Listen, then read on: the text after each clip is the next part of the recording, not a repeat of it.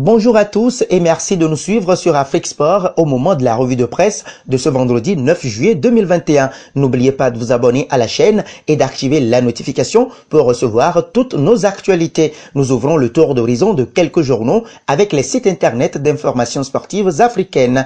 Et c'est avec Afrique Foot. Le média en ligne titre « Kouma Babakar, victime d'un malaise cardiaque en Turquie ». L'international sénégalais de 28 ans, une sélection en 2017, a été victime d'un malaise cardiaque. Il a été déterminé que notre footballeur Kouma Babakar, tombé à l'entraînement ce matin lors du stage à Bordeaux, a eu un malaise cardiaque lors des premiers examens effectués à l'hôpital d'État de Bordeaux. D'autres examens supplémentaires seront effectués sur le joueur à la clinique d'Alanya Anadolu, a communiqué le club turc d'Alanya Sport. Quelques heures plus tard, le joueur prêté par Sassuolo, auteur de 8 buts la saison passée dans le championnat turc, s'est toutefois montré rassurant en écrivant sur Instagram « Je vais bien, merci à tous ».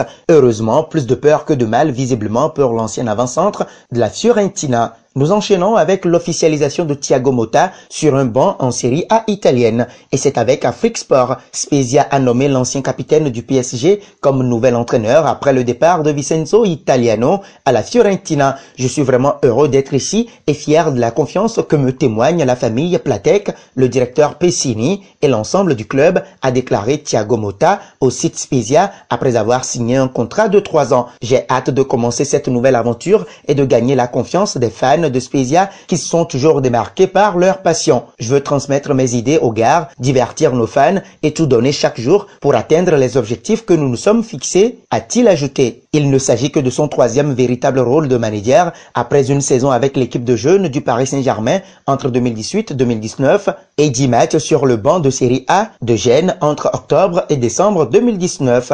Avec Camfoot, ressortons cette interview de Patrick Mboma, double champion d'Afrique et ballon d'or africain. 11 ans après les Jeux Olympiques de 2000, la médaille d'or remportée à Sydney reste pour Patrick Mboma sa plus grande fierté de footballeur. C'est ce qu'il a confié à FIFA.com. Jouant pour une nation africaine majeure, gagner la Coupe d'Afrique des Nations ou marquer un but en Coupe du Monde étaient des rêves légitimes. Quand je pars pour les JO, j'avais déjà accompli tout ce que j'espérais avec la sélection et je n'imagine pas obtenir une médaille. Et 15 jours plus tard, on gagne. Et il faut savoir qu'à l'époque, le Cameroun n'avait encore jamais décroché l'or. La joie était juste incommensurable. Je continue plus de 20 ans après à chercher à la décrire. Cette médaille d'or est ma plus grande joie de footballeur. Quand j'ai chanté, que dis-je, hurlé l'hymne national, j'avais un tourbillon de pensées positives dans ma tête. Surtout que cet exploit sortait de nulle part. Nous n'étions pas spécialement bien préparés et nous sommes passés plusieurs fois très près de l'élimination. Ce qui nous amène à parler de Ghezal avec DZ Foot.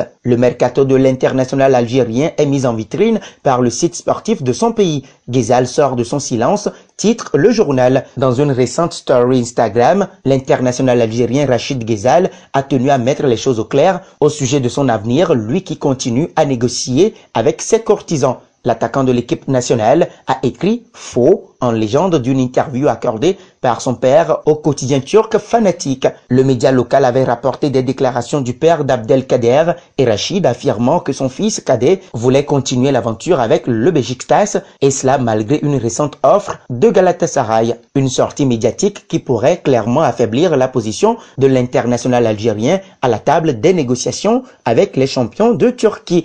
Parlons de Guinée Foot. La CAN 2025 au pays de Naby Keïta retiendra l'attention, à en croire le média sportif en ligne sous la houlette de son président Sanoussi Bantamasso. Le comité de pilotage du CAN 2025 s'est réuni le mercredi 7 juillet 2021 à Conakry avec l'ordre du jour suivant. Revue des instructions de la réunion précédente du jeudi 1er juillet 2021. Évaluation du chronogramme des activités de la commission ad hoc. Une prochaine rencontre est prévue avec le chef du gouvernement guinéen pour finaliser le début effectif des travaux. Un tour en France avec l'équipe dont la couverture fait lire Zidane en réserve de la République. Zinedine Zidane est prêt à attendre pour les Bleus. L'ex-entraîneur du Real Madrid profite de sa famille depuis son départ du club espagnol. Après avoir suivi l'échec des Bleus à l'Euro, ZZ n'envisage presque rien d'autre qu'un destin à la tête de l'équipe de France. Le deuxième entraîneur le plus titré de l'histoire madrilène, 11 trophées, n'a mis que quelques heures pour recouvrer sa liberté et trouver un accord avec Florentino Florentino Pérez afin de rompre son contrat qui couvrait jusqu'en juin 2022. Puis Zizou est très vite reparti dans l'ombre auprès des siens, tournant le dos au micro après avoir accordé jusqu'à 4 conférences de presse hebdomadaires qui ont fini par le lasser du jeu médiatique. De la France, nous arrivons en Espagne. Marca met à sa une la légende continue Simeone 2024. Diego Pablo Simeone González a renouvelé son contrat avec les Colchoneros de l'Atlético Madrid jusqu'au 30 juin 2024, indique le club rouge et blanc dans un communiqué publié sur son site internet. Notre entraîneur ainsi que son équipe technique a signé son nouveau contrat au Wanda Metropolitano. Peut-on lire, le quotidien Mundo Deportivo consacre sa première page à Barcelone qui continue de penser à se renforcer avec des noms pour le but. Casting de gardien, ainsi le journal espagnol fait la une de ce vendredi 9 juillet. Barcelone qui n'a pas encore été en mesure de rendre la prolongation de Léo Messi officielle pour manque d'espace dans la masse salariale, pense déjà à qui peut renforcer le but à partir du poste de remplaçant. À la une, les photos de Masip Valladolid et Héctor Fernandez Levante.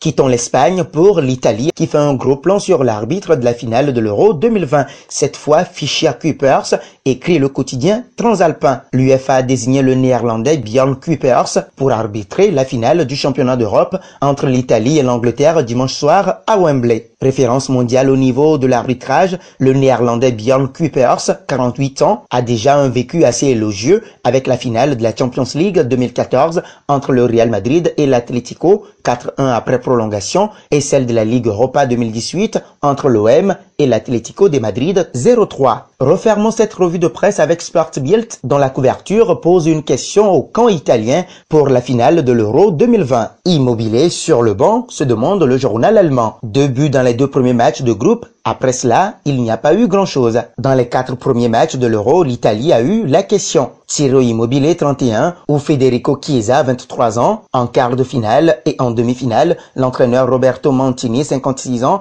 a donné la réponse.